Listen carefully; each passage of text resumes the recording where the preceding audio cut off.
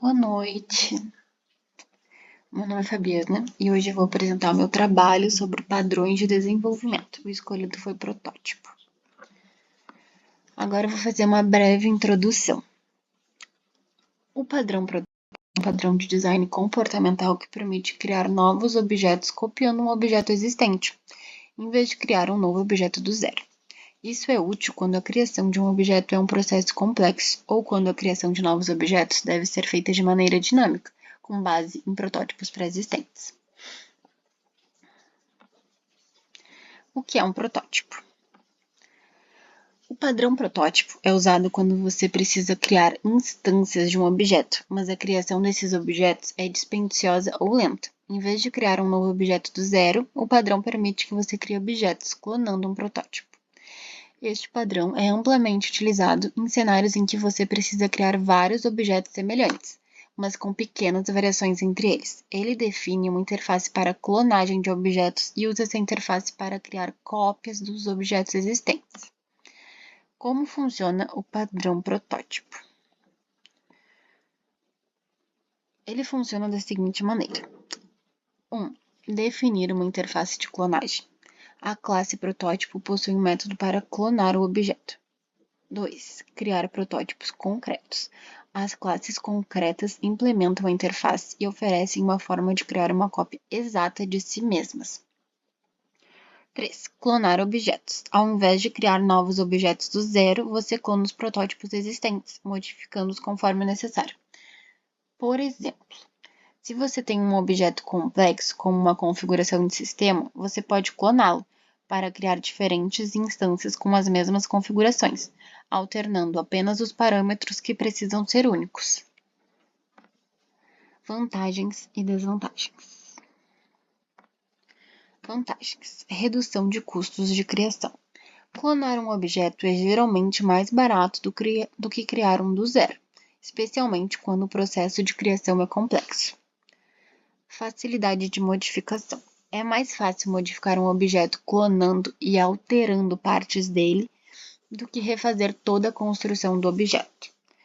Flexibilidade. Permite a criação de novos objetos baseados em um protótipo, com ajustes mínimos. Agora algumas desvantagens. Complexibilidade de clonagem. Para objetos mais complexos, o processo de clonagem pode ser complicado, especialmente quando há dependências ou objetos imutáveis envolvidos. Problemas de herança. Se o objeto tem uma hierarquia de classes complexas, o processo de clonagem pode ser difícil e de implementar corretamente. Errei. O processo de clonagem pode ser difícil de implementar corretamente.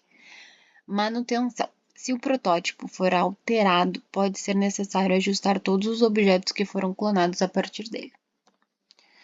Agora aqui nós temos um exemplo com o padrão protótipo. Aí aqui tá o código, né? Um código bem simplesinho. O exemplo 1 mostra como o padrão protótipo permite criar uma cópia de um objeto, usando o método clone, em vez de criar um novo objeto do zero.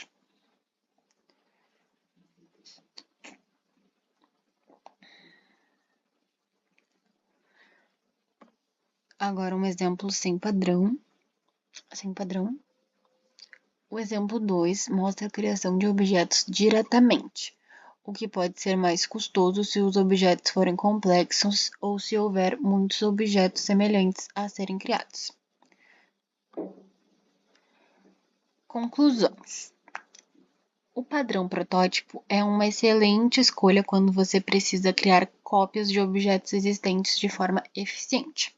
Ele reduz o custo de criação de novos objetos, especialmente quando esses objetos são complexos ou possuem muitas propriedades em comum.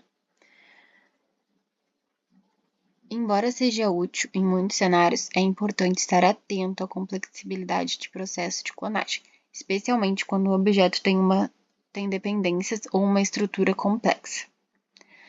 A implementação desse padrão deve ser cuidadosa, principalmente em relação à clonagem de objetos com hierarquia de classes complexas ou objetos imutáveis.